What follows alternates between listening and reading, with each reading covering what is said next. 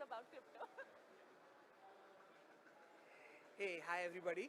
I'm going to speak a little softer because there's too many people speaking all over the hall.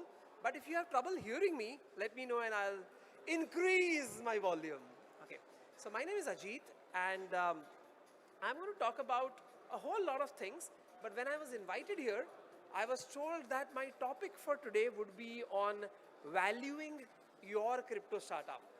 Now that is very exciting. Just to understand the 15 people seated right in front of me.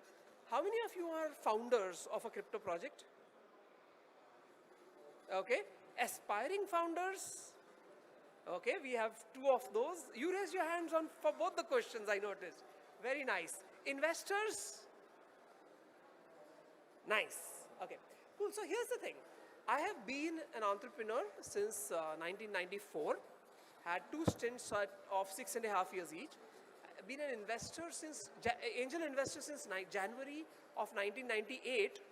And I have noticed that whenever I am trying to invest or on the other hand raise investment for one of my projects, the simple question that always comes up is how much money do you want to raise and what are you willing to give up? For example, when you're raising equity capital, it is how much equity would you dilute, and when it is tokens, what percentage of the tokens would you dilute, effectively leading to the computation of what is your valuation, right? Now, people give a variety of computation methods like, okay, this is our intellectual property and this is the stage, this is our traction, this is our users, unique users, what have you. And of course, the most fun part of it, projections, right?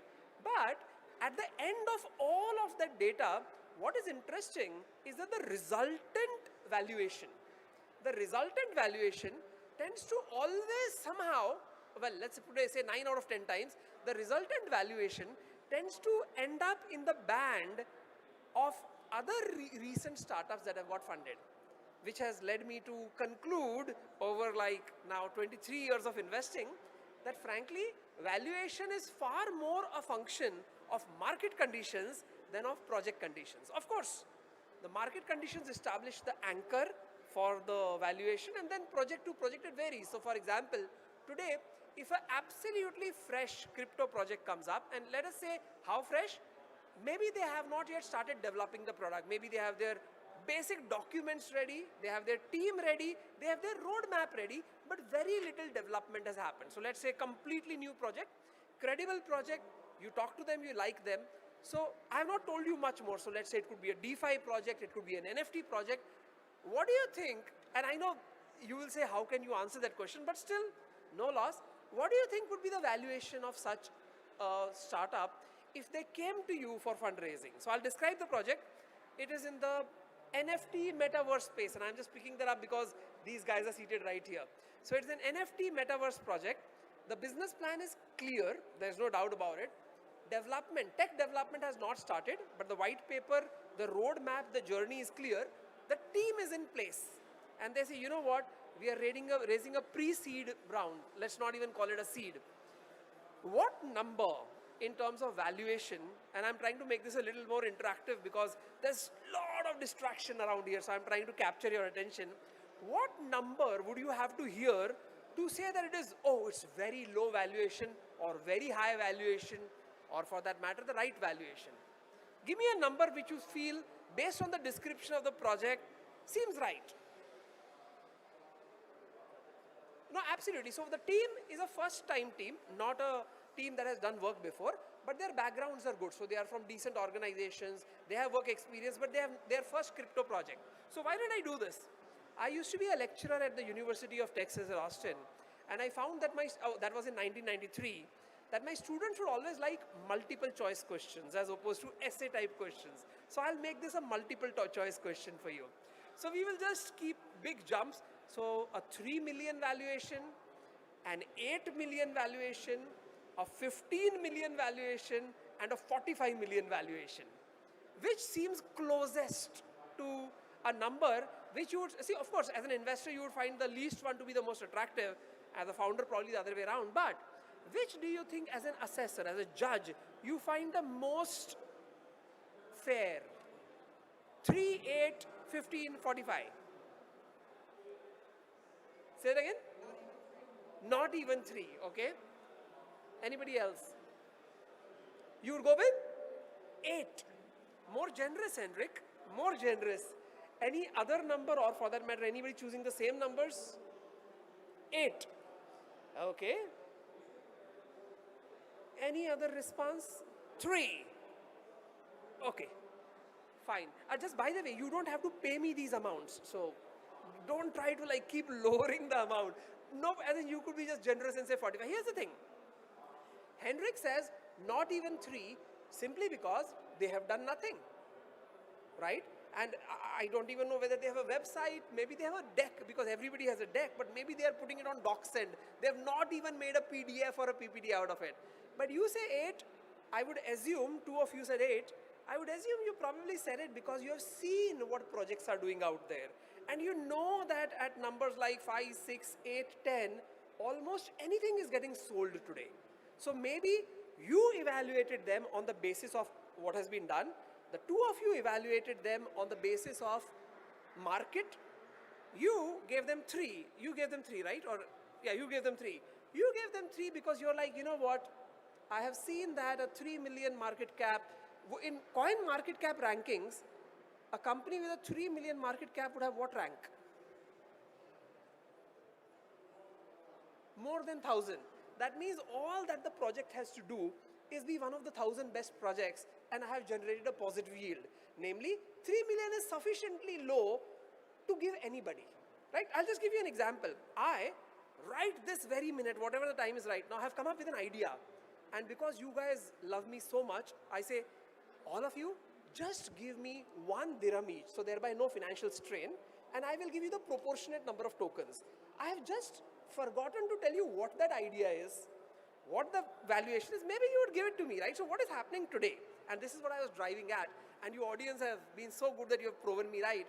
I have found that if we consider valuation instead of an inward to outward function, namely, let us look at the reality of the project and say what its reasonable valuation should be, let us rather invert that and say, what do we think the market is willing to bear? As in just, and then come in. So the market wants to know, for example, Henrik says, I want to know about the team. Okay, so we go from outside to inside based on that. The reality is that if you go back a decade, when these are not token projects, you were investing in the startup equity.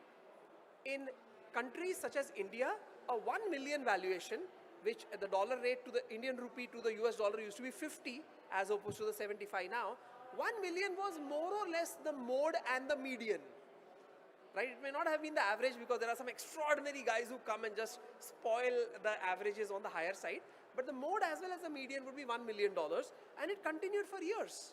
So my largest, so most of my investing has been, equity investing has been in India and in the US.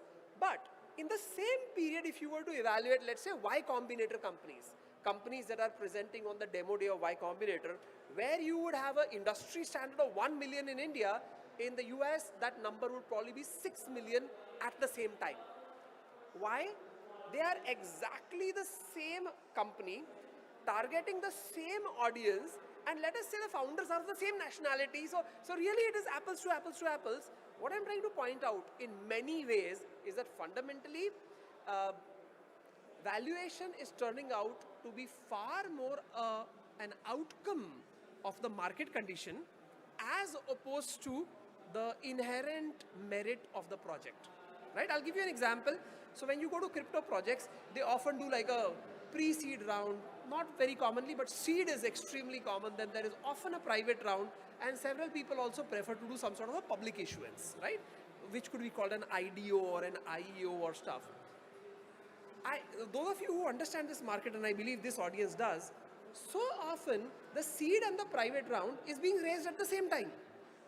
So you go and say, I want to put X dollars, and they're like, you know what? This part of your X dollars I'll give you in the seed, and the rest of it I'll give you in the private. And the price differential could be like 1:1.5, sometimes 1:2. Why? Why are you paying a differential price? Which means it is not related to the merits of the project. It is the mechanics of the investment round which is dictating it.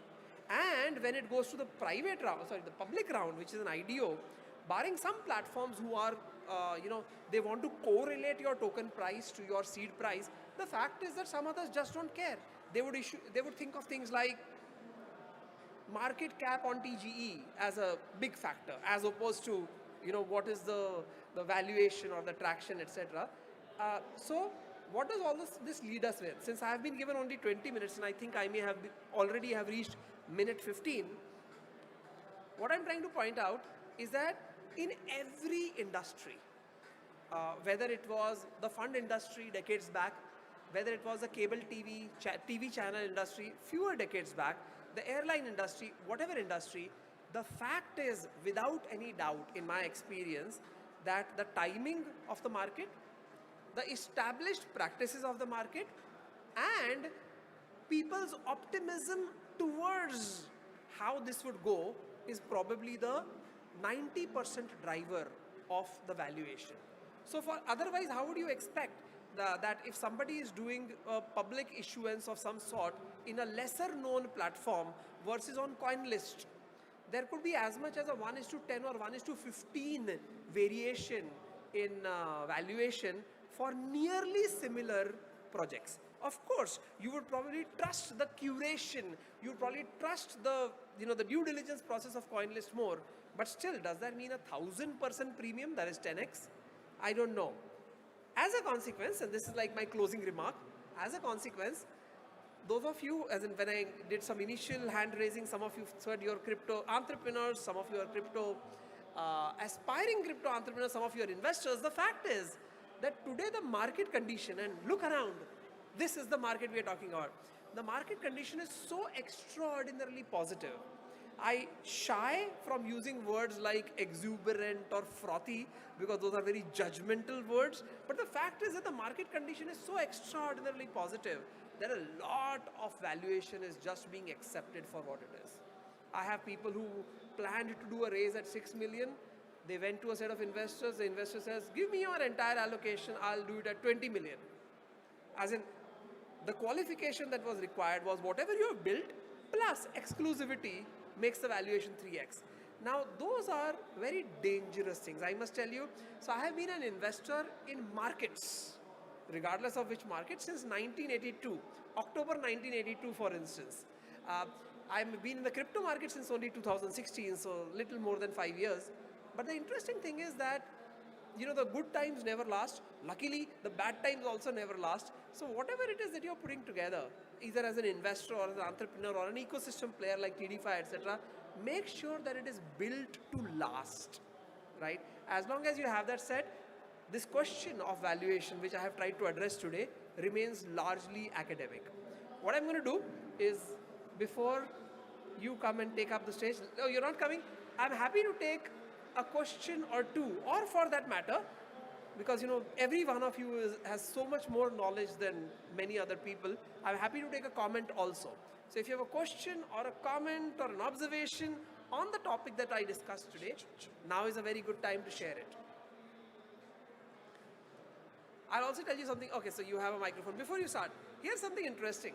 So I was a student of engineering between the years 87 and 91. And I was one of those who would have difficulty retaining my attention to what was being taught. So I would always hate it when the teacher asked a question and said, okay, you answer it. If that was pointing towards me, it would be like, oh, because it was not that I didn't know the answer. It was that I had not heard the question, which is like really makes the situation very difficult. So I'm never going to do that, as in I learned my lesson. So let's hear what you have to say. Yeah, it's perfect. Hi. Yeah. So I want to know, what is the impact of having a patent, especially in case of a crypto project? What do you think? So here's the thing. You go to, I'm giving you a slightly roundabout answer, but I'll get to the precise answer also. When you go to a team and you find great hustlers, marketing people, product people, but no tech person, there is no CTO, there is no tech co-founder or anybody, and you try to value this project, a lot of people will say, you know what, this project is not yet ready because they don't have a tech product ready. Why? Can't a tech person be hired? Can't a tech co-founder join in later? Primarily what I'm saying is all ingredients, whether it is intellectual property in the form of a registered patent, whether it is a presence of a CTO, whether it is some traction, product being built in the first place, MVP, customers, etc. all of these effectively are signals. In my opinion, they do not imply value. They imply some amount of confidence in future value. Now, when it comes to a patent, very interestingly, for a short stint, I was the CEO of, some of you may know what I'm talking about, IIT Bombay's business incubator. There's a very popular engineering school in India called IIT Bombay. So I used to sit on top of more than 500 patents which had been developed in the institute, and one of my mandates was to commercialize them in the format of creating startups. There are other ways to commercialize them, licensing, consulting projects, which was not part of my mandate. We had another department for that. So I found that while people would be very impressed with the patent, sometimes if an existing player were to acquire the patent, by acquire I mean in any way, license it, buy it, whatever it might be, they would value it very differently than an investor in a startup which starts with a patent. Very simply, now the precise answer to your question. Usually it is at least one thumbs up if you have a globally registered patent or US registered patent, two thumbs up if that patent is very closely linked to what you are trying to monetize as a business, right? So I think that, suppose for instance you have a patent, you come to me and I am now seeking my colleagues' advice or counsel on investing in you, I think that within the first 3 sentences of me describing your project to this person, I would have said they have a patent, right? So for better or worse, and I know this can be debated both ways, but I think it is seen as a very positive sign. It better be directly correlated to what your offering is, right? Cool, I'm happy to take more questions, comments, observations. Everything works. Henrik, you know you want to say something. You're like itching, you're like bouncing. Speak in the mic so that others can hear. So I find that an excellent tool to come to a good valuation of companies is in fact the initial coin offering, because that is a way of crowdfunding your business and actually testing the waters for your product. So I find that that has become sort of the prerequisite almost today for a valuation of a company. Do you agree with that? So the thing is that if we were to say the wisdom of crowds, that let the market decide. Why would an expert who just happens to have a microphone in front of their face be the one deciding it? I would actually be of the opinion that wherever there is an issuance, whether at the seed market level or a crowd market level, I would love to see auction mechanisms built in. Auction. Let people value it based on what they like, and people will, based on all of their emotional content, their intellectual content, decide that. So in my opinion, I would agree with you, but build in a little bit of an auction mechanism so everybody chooses what they believe is true. The auction mechanism also can be of 2 types. One is how usual public markets work, public issuances work, IPOs work.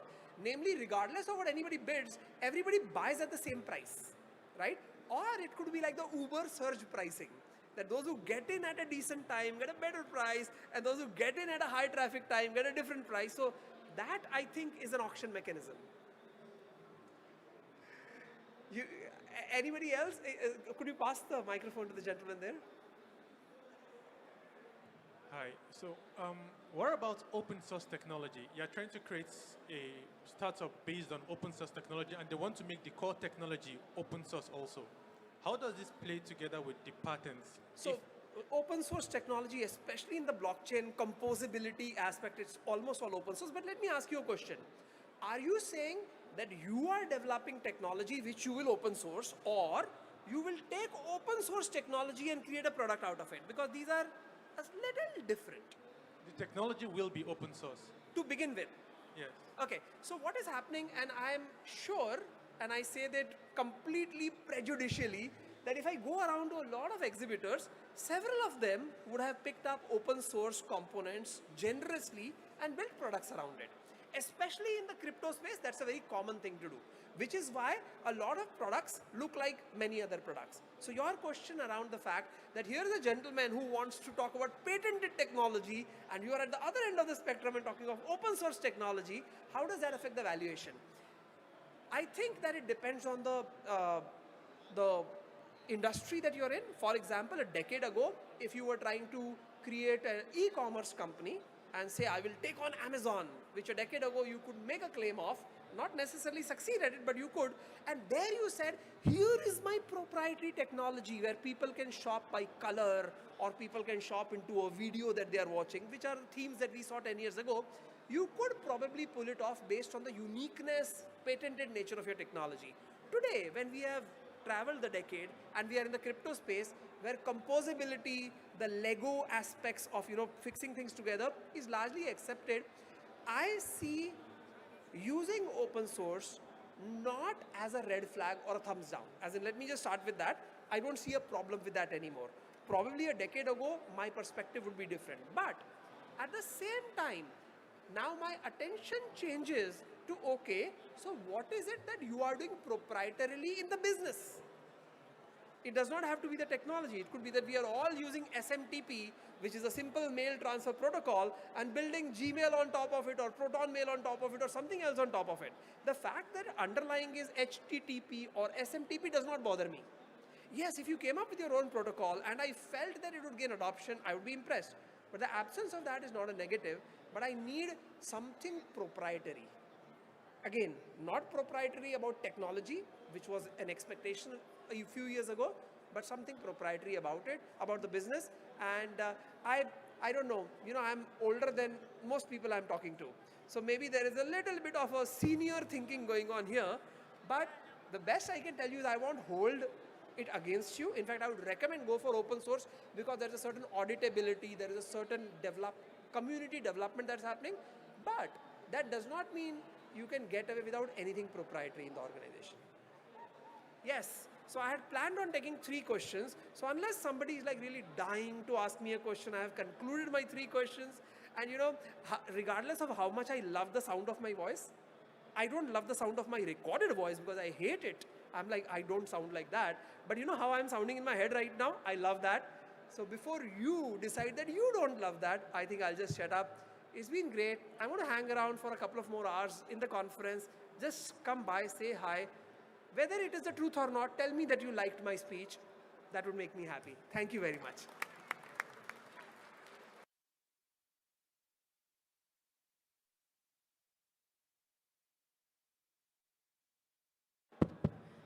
Thank you so much, Mr. Ajeet Khurana. It was a very insightful session.